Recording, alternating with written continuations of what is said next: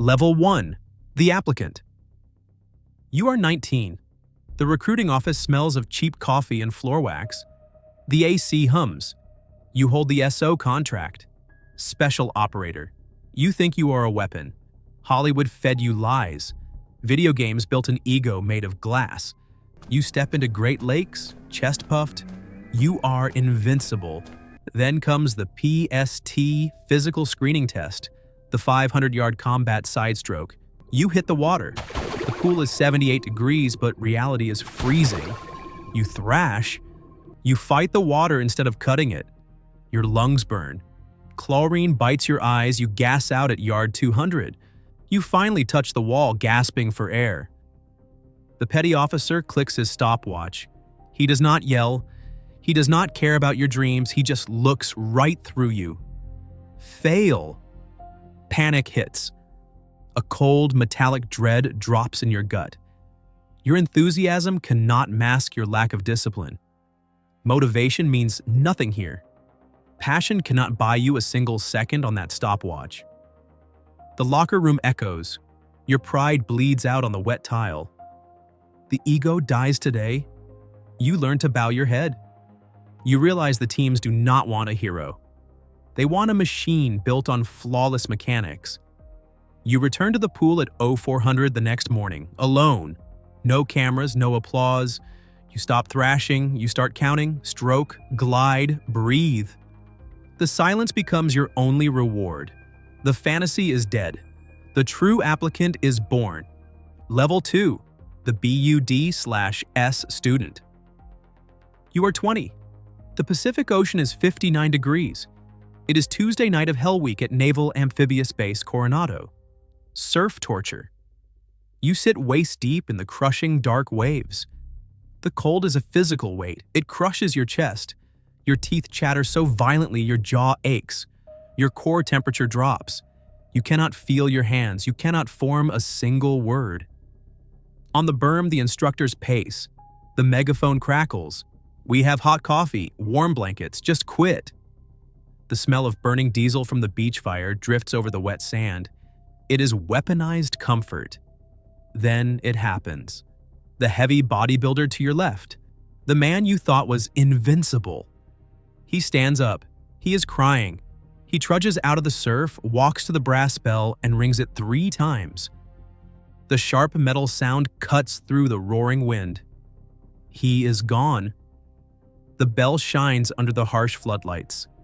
The ultimate temptation. Your mind begs your legs to stand. One step to end the agony, you look to your right. The skinny kid next to you is trembling, his lips pale blue. He is staring into the black water, seconds away from breaking. You do not stand up. You reach out. You lock your frozen arm through his. You pull him close. You share the ragged, miserable heat of your wet bodies. You do not speak. In the freezing water, you finally understand. Muscle fails. Individual willpower shatters. Survival is no longer about your own pain. It is about the man freezing next to you. You brace against the next crashing wave. Together. Level 3. The new guy. You are 22. Elevation is 9,000 feet. The Afghan wind cuts your lungs like shattered glass. Operation Enduring Freedom. You are the FNG, the fucking new guy. You carry the M24OB machine gun. 27 pounds of freezing steel. You also carry the PRC-148 radio. You want to prove you belong. You want to be a predator in the dark. You rush the details to get to the action. We step off the CH-47 Chinook into the black snow. Night patrol. Zero illumination. We move silently into the valley, then a sharp, loud burst of static explodes in the comms. You freeze. During the pre-combat checks back at base, you rushed the cryptofill. You missed a loose connector. You just broadcasted a scrambled, noisy signature across the valley. You blinded the platoon's only lifeline. The patrol halts. The team chief turns. His night vision goggles stare a hole straight through your skull. No shots are fired tonight. We survive. But the trust is dead. Back at the forward operating base, the silence is deafening. No one yells. The older operators strip their body armor without looking at you. They walk past you like you are a ghost. The chief points to a green rucksack in the corner. 80 pounds of jagged rocks. You put it on. The nylon straps bite deep into your collarbone. You step back out into the freezing snow. You run the perimeter, alone. Your chest heaves. The rocks grind against your spine. In the biting dark, the lesson crystallizes. There are no elite individuals here. The enemy does not care about your ego. The team is only as strong as its weakest link. You stop chasing glory. You start obsessing over the boring details. You will check the radio cables 1,000 times. Perfection is born in the mundane. Level 4. The Operator. You are 26. Hellman Province. The dirt tastes like copper and dried sweat. You are at the absolute peak of human performance. The GPN VG-18 panoramic goggles paint the desert in a cold, phosphor green glow. The HK-416 rifle rests flush against your shoulder. It is an extension of your skeleton. You are a lethal ghost. Direct action raid. We approach the target compound, then the earth violently erupts. An IED detonates. The concussive wave punches the oxygen out of your lungs. The point man is thrown backward into the dirt. Your ears ring with a deafening, high-pitched whine.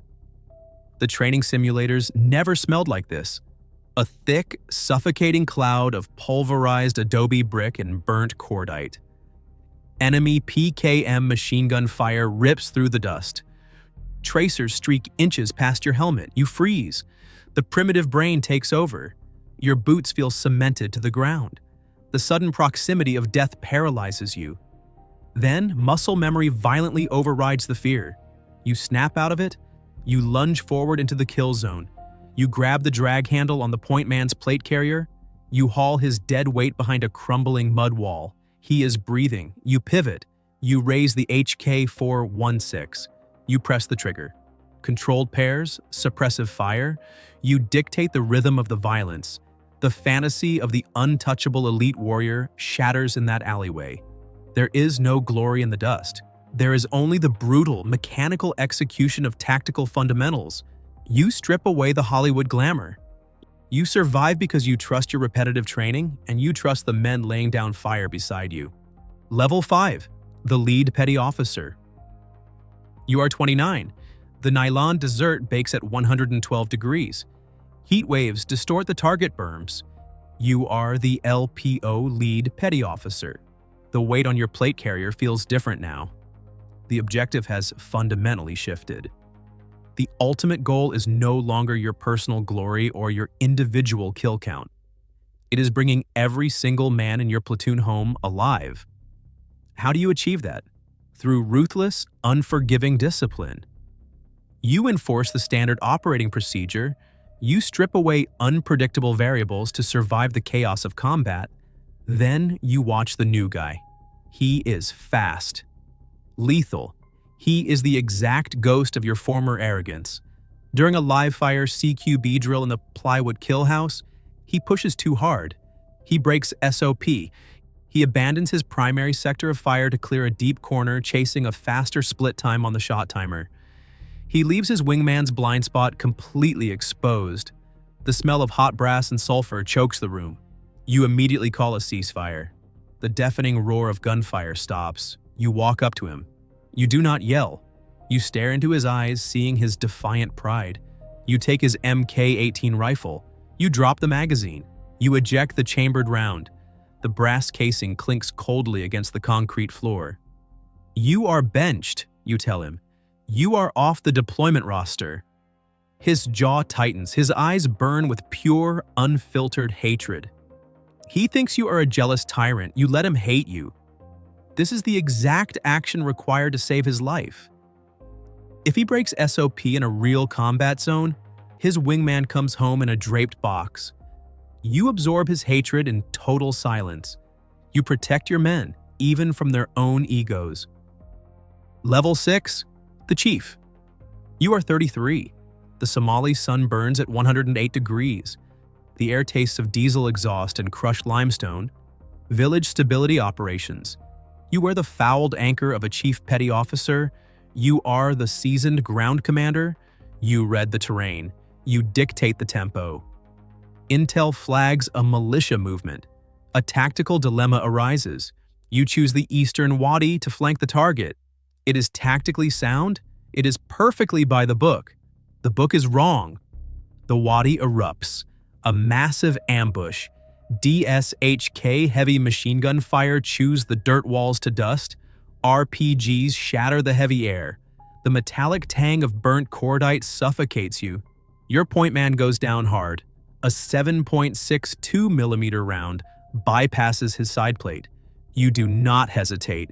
You grab his drag strap. You pull his heavy, bleeding body behind a burned-out Hilux. You pack the wound. You call the medevac. You get your boys out. Back at the forward operating base, the air-conditioned TOC is dead quiet. Command reviews the ISR drone feed. The officer looks at you. Right call, Chief. You followed SOP. It was unavoidable. The words mean absolutely nothing. The guilt is a physical anvil crushing your chest. You made the call. Your brother bled for it. 0500 hours.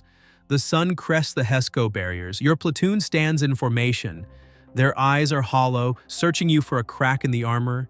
You want to apologize. You want to break down. You do not. You step forward. You lock your jaw. You project absolute, unflinching iron, the quiet professional. You realize the true, crushing cost of the anchor. Leadership is a lonely island. You must swallow the agony, absorb the tragedy, and carry the bleeding soul of the platoon on your back.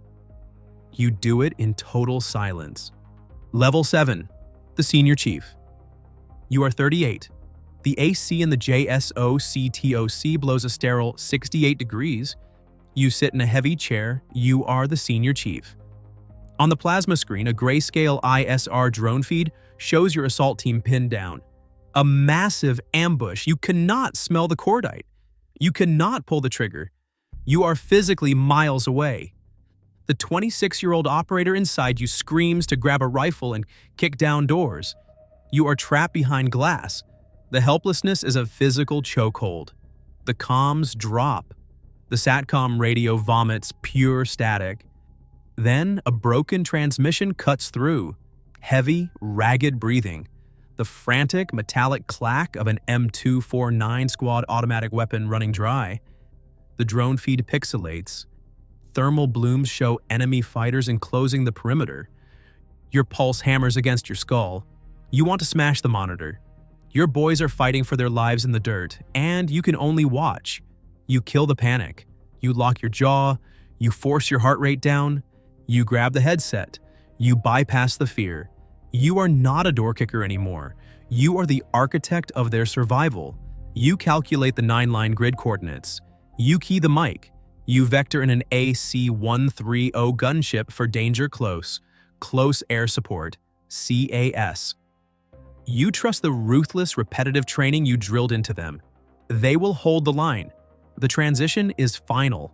Your weapon is no longer the rifle. It is the headset, a cold mind, and absolute faith in the next generation. Level 8. The Master Chief. You are 43. The Coronado grinder bakes at 88 degrees. The smell of hot asphalt and sea salt fills your lungs. You are the Master Chief.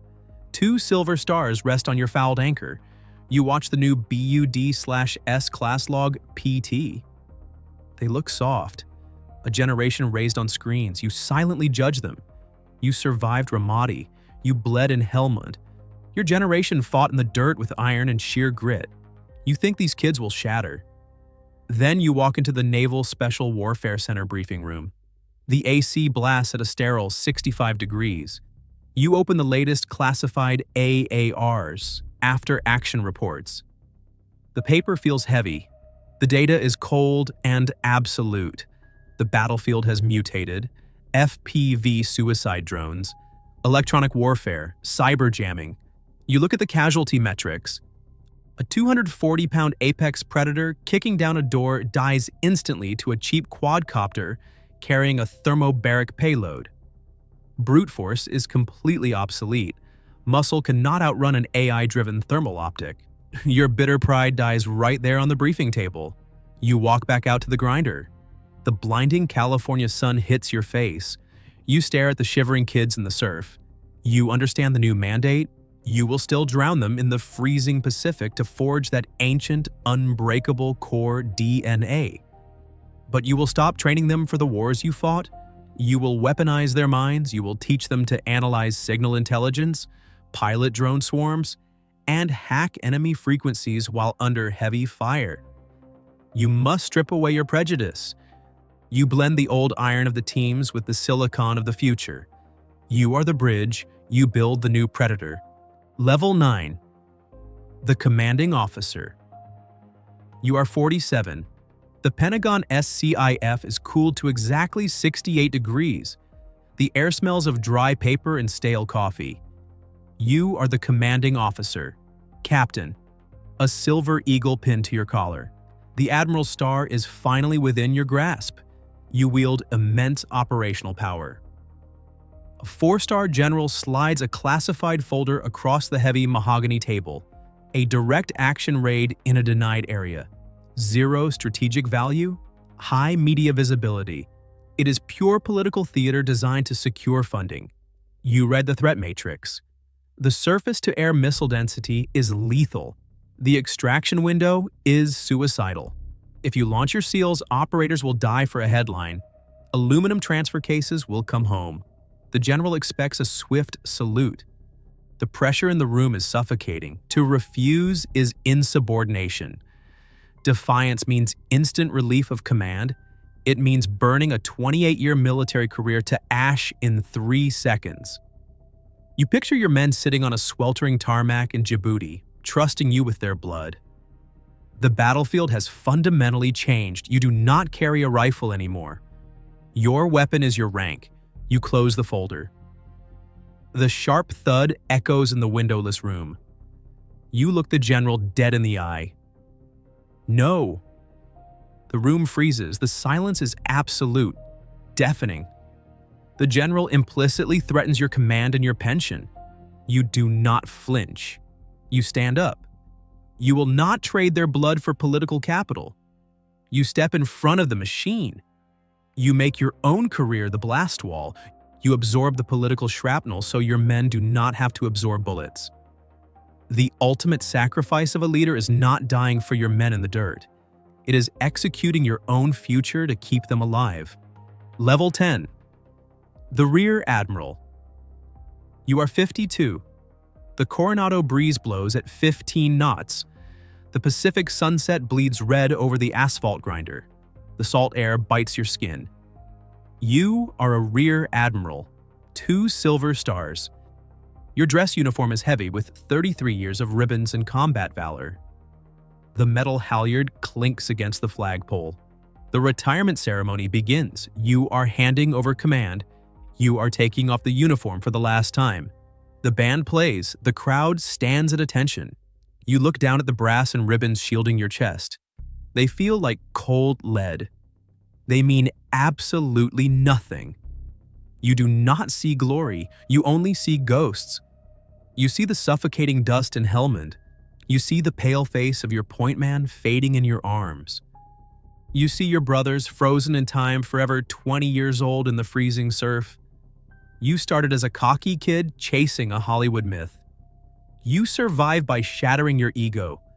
You led by absorbing the agonizing mistakes of your platoon.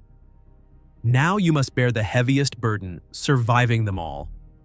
You must close this bloody chapter. You must become a civilian. The flag is lowered. It is folded into a tight triangle and pressed firmly into your hands. The cotton is stiff. You lock your jaw. You do not break. You step off the grinder. You leave the teams behind. But you leave them with the ultimate truth. The core DNA. We are not great because of the enemies we destroyed in the dark. We are great because of the brothers we were willing to die for. You become the standard. The quiet ghost. Somewhere in a sterile, air-conditioned recruiting office, a 19-year-old picks up a pen. The cycle begins again. You have seen the 10 levels, from the freezing surf of Coronado to the suffocating silence of the Pentagon. The reality of the teams is not a Hollywood fantasy. It is a lifetime of breaking the ego to serve the man standing next to you. The uniform changes, the battlefield evolves, but the core DNA never dies. If this journey earned your respect, hit the like button.